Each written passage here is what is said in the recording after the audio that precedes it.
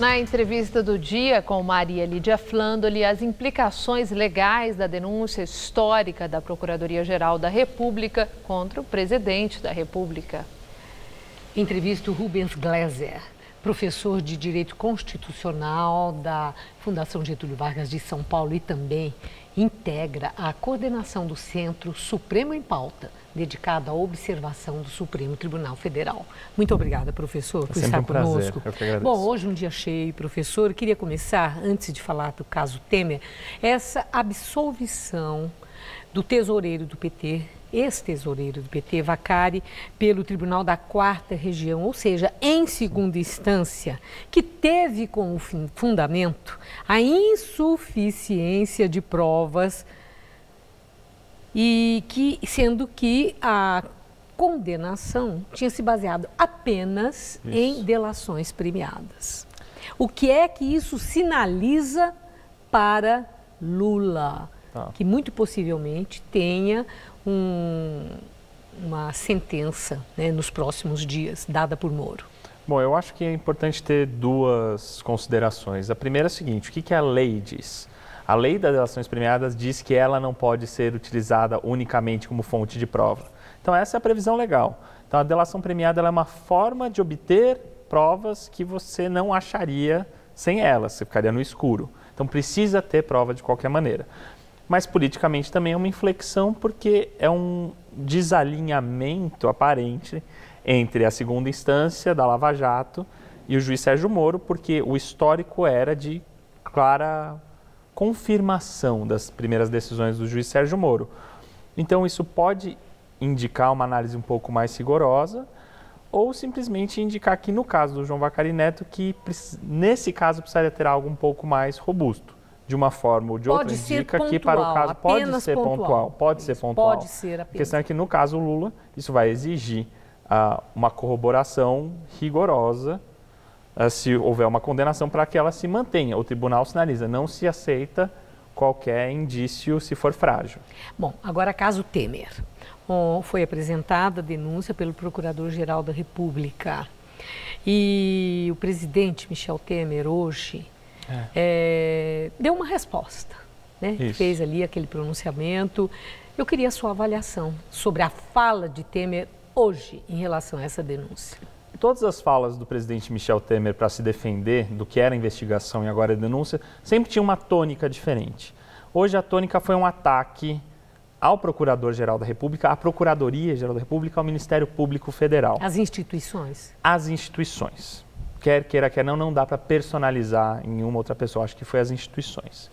E acho que isso foi feito com uma tentativa de fazer uma bomba de fumaça. Mas foi assim, era a Presidência da República reagindo à Procuradoria-Geral da República? Não, eu acho que essa é uma ótima pergunta. Era o presidente Michel Temer reagindo à Procuradoria. À Procuradoria ou ao Procurador? Não, a Procuradoria eu acho que foi o presidente contra a instituição. A pessoa dele? A pessoa dele, porque ele disse isso diversas vezes no pronunciamento. Eu estou fazendo uma defesa da minha honra. Eu passo por um constrangimento com a minha família. Eu não deveria estar passando por isso. Então saiu da dimensão de uma fala institucional. Seria importante o presidente, claro, numa situação como essa, se dirigir à nação, mas uma fala institucional. Na hora em que ele começa a falar da dimensão pessoal dele, começa a acusar o que um fez, que o outro não fez, isso extrapola para uma dimensão pessoal. Agora, professor, ele falou, o tom do presidente foi um tom de muita indignação.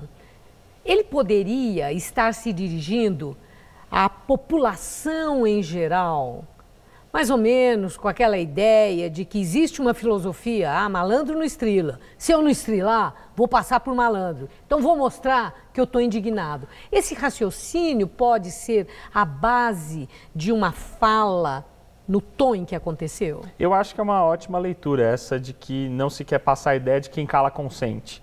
Então se fala, e se fala muito, mas nesse caso acho que se falou demais e se atrapalhou um pouco. Pode ser contraproducente na decisão judicial uma fala como essa? Na decisão judicial não, mas eu acho que na população em geral vai se ver assim, se tem um diz que diz, mas que não resiste muito às análises. Essa mesma acusação de que o procurador-geral poderia estar envolvido no esquema de corrupção, porque um ex-funcionário do Ministério Público saiu. Esse funcionário não trabalhava no caso, né? E do outro lado, não é uma comparação válida. Do outro lado, você tem um assessor de confiança sendo gravado com uma mala cheia de dinheiro. Isso é um exemplo de manual de corrupção. Porque não precisa ir sequer diretamente para ele. Se foi para Eduardo Cunha para lhe favorecer e ele interferiu, isso é corrupção passiva. Agora, professor, também a defesa de Michel Temer, do presidente da República, diz o seguinte, que essa denúncia por corrupção passiva do presidente da República não está calcada em fatos comprovados. Maris de Oliveira, ele disse que Temer não cometeu comprovadamente nenhuma conduta que possa ser enquadrada no tipo penal de corrupção passiva.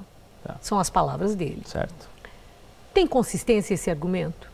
Eu acho que faz parte da defesa dizer isso, mas o que Sim, que é a mas denúncia? o argumento tem consistência? Eu acho que não tem uma peça de denúncia. A denúncia é o início para você ter o suficiente para abrir uma ação penal. Você tem um mínimo de convicção. Nesse caso, você não tem só a delação. Você tem as escutas, enquanto estavam ocorrendo os fatos. Você tem os vídeos. Você tem uma mala apreendida com a quantidade que se dizia que ela ia ter. Você tem uma série de fatos e narrativas. E o processo começa, a denúncia é apresentada para você começar a coletar provas e seguir e gerar uma condenação absolução. E o fatiamento? Então, é uma denúncia dividida em 3 partes, né? Tem uma questão assim. Janot optou pelo fatiamento. Isso foi uma decisão também fundamentada no direito ou é mais uma decisão política que, pela duração desses 3 processos e, com isso, a fragilização progressiva do presidente? São as duas coisas. É uma liberdade que o direito dá a poder realizar esses fatiamentos, mas é muito sofisticado esse uso também, que diz o seguinte, se tivesse só uma denúncia, o presidente precisaria só fazer uma negociação com o Congresso, com a Câmara dos Deputados, para que morresse ali, no Congresso Nacional, a denúncia. Se tem uma atrás da outra, então se nega uma, entra com outra, você tem um desgaste do presidente. Ok. Eu agradeço muito seus esclarecimentos. Eu que agradeço, é um prazer. Uma boa noite, muito obrigada. Boa noite.